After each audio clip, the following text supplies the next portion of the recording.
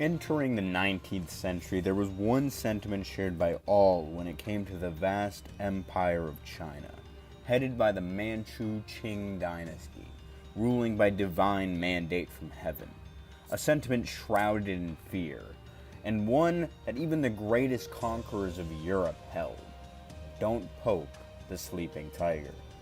But within 100 years, China went from the most powerful and feared nation on the globe to a slave to greater powers, with no sovereignty over its long-established sphere, nor its own territory or economy. But in the thick of this detrimental decline, when all seemed lost, there was a spark of hope. A spark that had the potential to reignite the overwhelming flame that was the Empire of China. A spark that could have brought the West, so confident in their superiority, to their knees. A spark that could have seen the Celestial Empire, which had dominated the globe throughout their entire existence, back to their place on top of the world. A spark that was extinguished before it got the chance. As the 18th and 19th centuries went on, the nations of Europe went through a process of industrialization, putting them in a position to dominate the globe to an extent never seen before. No corner of the planet was out of reach of European domination, not even the great empire of China, long thought of as the greatest power the globe would ever see. The Qing dynasty's courts were so rotten with corruption, packed with reactionaries who opposed any and all reform, that China was unable to bring itself into the modern era. But this is not to say there were none that tried. One man, one of the last emperors of China, would attempt to save the sinking ship that was his empire. His name was Emperor Guangxu. Before we start the alteration of history, let's start with some context. Following the premature death of his predecessor, the Tongxi Emperor, a new emperor of China had to be chosen. Enter Empress Dowager Cixi, the regent of China. If a child ascended to the throne, she could continue to reign over China as regent until they turned 16. And so, using the massive amount of influence she had over the Qing administration, she was able to get young Guangxu elevated to the heavenly throne. Fast forward to a couple years after his 16th birthday, Cixi was able to continue ruling for a couple extra years via some politicking, and Emperor Guangxu assumes full control over the rapidly decaying Qing Empire. The following years saw the scramble for China by Europeans rapidly intensify, with the Chinese having to cede concession after concession to the foreign empires. Speaking of the West, Emperor Guangxu had a keen interest in Western ways of life, technology, and knowledge.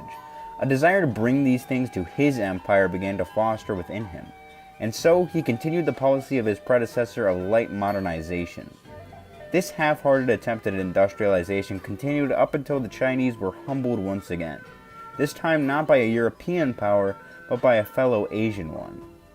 A struggle for influence over Korea quickly boiled over into direct conflict between the upstart power industrialized Japan and the Chinese, who had been the hegemon of Asia for millennia. They got trounced, losing every single battle both on land and sea. The Japanese almost pushed all the way to Beijing, but settled for gaining a sphere of influence over Korea, and kicking the Chinese out. This was the final straw. Emperor Guangxu saw drastic measures had to be taken to reverse the rapid decline of China, thus beginning the 100 Days Reform. Massive infrastructure and railroad projects, the adoption of Western tactics and weaponry into the army, and the elevation of reformists all throughout the Qing administration. As to be expected from any decaying empire being suddenly dragged into the modern age, reactionaries in the government immediately began plotting. They contacted Empress Dowager Cixi, who had been living off of a massive allowance that drained the Qing coffers. With her on their side, they were ready to launch a coup. However, the emperor and his reformists knew there would be an attempt to undermine them, and so they contacted General Yuan Shikai of the Beiyang army, the most modern and powerful force in China.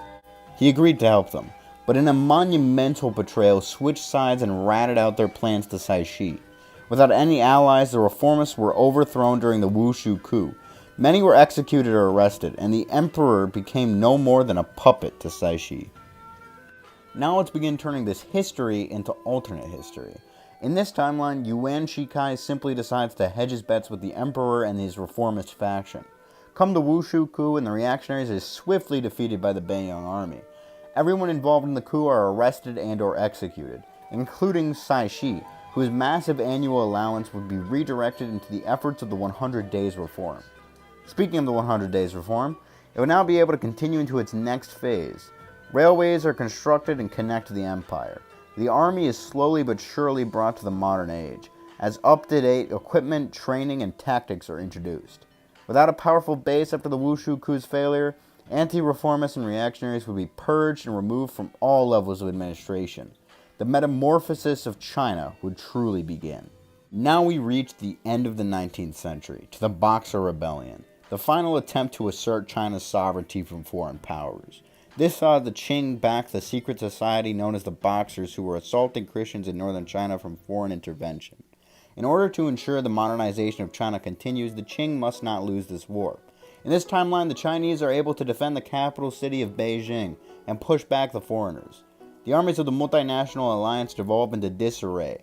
From this position, the Qing are able to renegotiate parts of the unequal treaties they were forced to sign throughout the century, decreasing the privileges and influence of Christian missionaries in China. The first decade of the 1900s would be a boom time in China. A resurgence in Confucius ideas, the acceleration of modernization, and a cultural shift into the modern age. The economy, though still gripped tightly by foreign influence, would see growth, and living standards would begin to increase rapidly. Following his death in 1906, Emperor Guangxu's brother Zhe Feng would take up control as regent of the empire. Come World War I, and China's army would be at least pretty far into the process of modernization, and they would be a tantalizing prospect to both sides of the conflict as an ally. The Germans, seeing them as an opportunity to distract both Russia and Britain, would offer their support in voiding all unequal treaties with the nations of the Entente if they joined their side.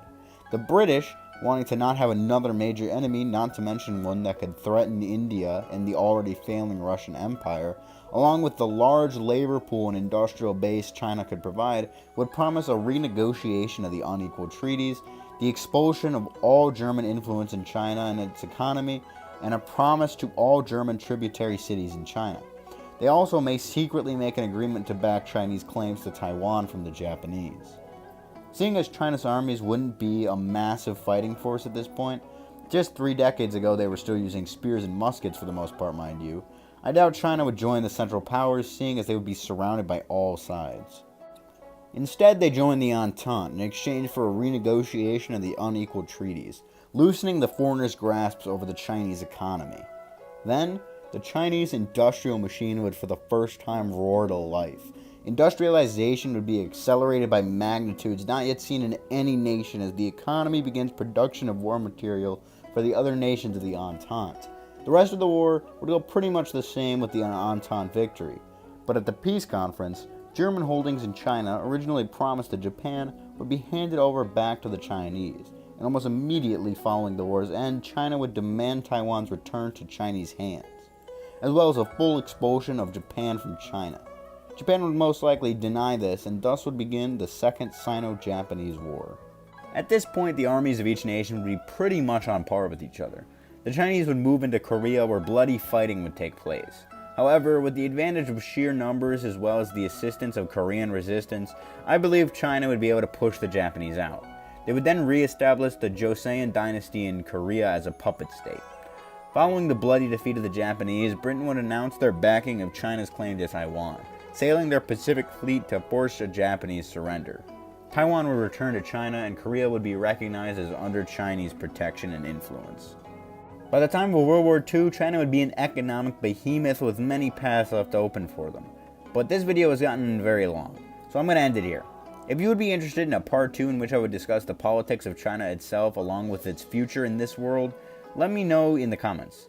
As soon as I get my laptop fixed, I'm going to jump straight into the making of the part 2 for What If Germany Won World War II, so don't worry, that will be coming soon. Cheers!